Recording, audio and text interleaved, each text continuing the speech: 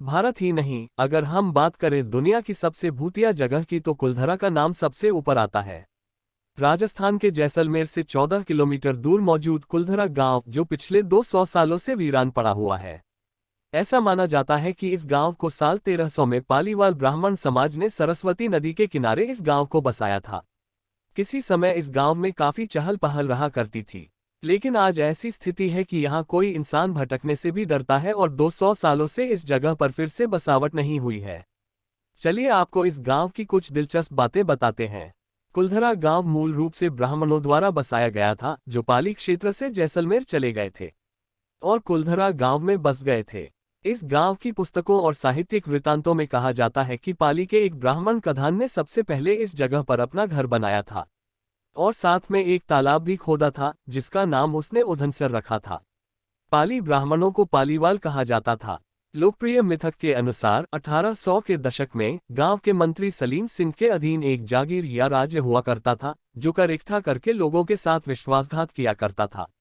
ग्रामीणों पर लगाया जाने वाले कर की वजह से यहाँ के लोग बेहद परेशान रहते थे।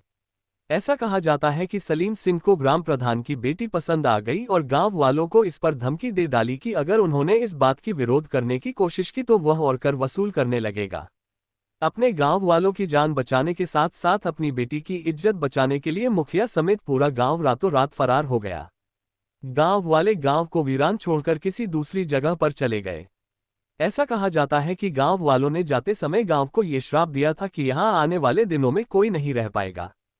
कुलधरा गांव अब भारतीय पुरातत्व सर्वेक्षण द्वारा संरक्षित तरीके से रखा जाने वाला एक ऐतिहासिक स्थल है।